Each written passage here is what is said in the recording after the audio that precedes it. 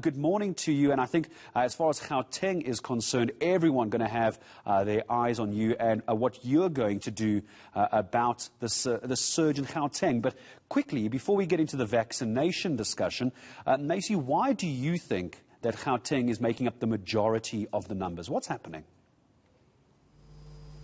Good morning. And Gauteng indeed is making up the majority of the numbers. As we have seen from the 10th of June, we increased the new cases by more than 100%. We now reporting, as at yesterday, 5,900 more cases than we have been doing before, which was an increase of over 100%. So what we are doing as Gauteng, we have learned through the first wave and the second wave, and this third wave is finding us prepared in terms of measures to decrease and respond. So what we are doing on a daily basis, we have our ward-based teams that continue to go out into our communities to do education and also to do screening and testing, and also ensuring that those that require isolation and quarantine are appropriately responded to. And of course, we have also prepared the number of hospital beds that are required for admitting these patients. I have to indicate that the number of new admissions have increased dramatically as we compare the numbers from what we had in the past month. We have almost 3 times the number of patients that we had a month ago.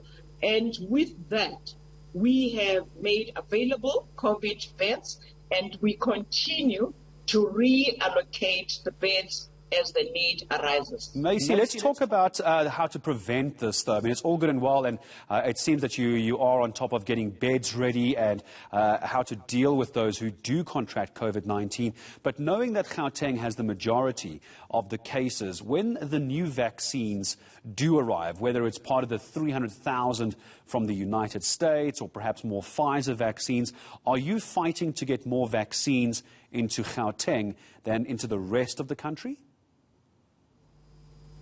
Well, as you are aware, Gareth, that is a national responsibility. And I think it's important to just indicate that the number of vaccines that we have as a province at the moment are meeting the numbers that we are vaccinating.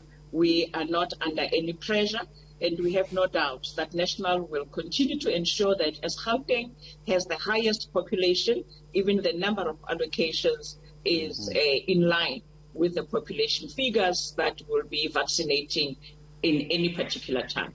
Do you think that Gauteng as a province should go onto a different lockdown level compared to the rest of the country? Well, looking at the numbers that we are having now in Gauteng and how rapidly the numbers are increasing, a higher lockdown will actually benefit the province so that we limit the mobility.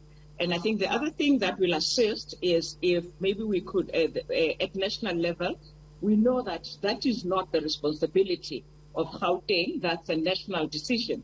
However, given the numbers, increasing the lockdown regulations will assist, and maybe even limiting the availability of alcohol, not ban it, but maybe if the sales could be a little bit more restricted.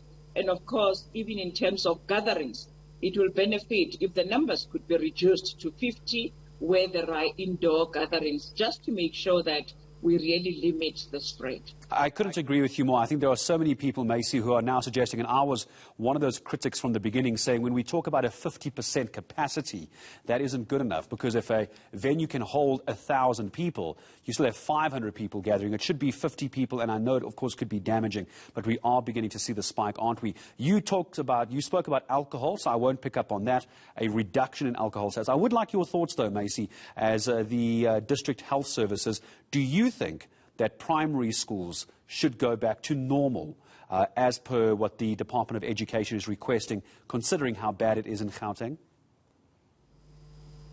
Well, looking at the measures that have been put in schools in terms of adherence to safety measures, non-pharmaceutical interventions, safe distancing, children have been taught on washing of hands, They are sanitized each time they go in and come in.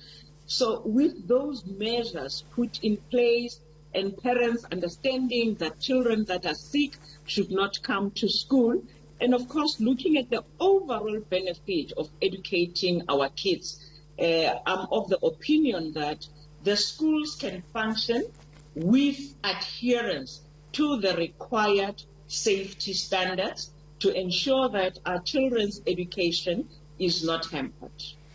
And I appreciate your time in speaking to us. So while there might be all the interventions in place, Meisie, I'm sure you'll agree as well that there may be parents who could decide, actually, due to the numbers, I'm not going to send my child back to school just yet, which is a terrible shame. But nonetheless, I appreciate you speaking to us this morning and clarity on Gauteng and what that looks like for this week. Department of Health in the province, Chief Director of District Health Services. It's Meisie Lerutla joining us here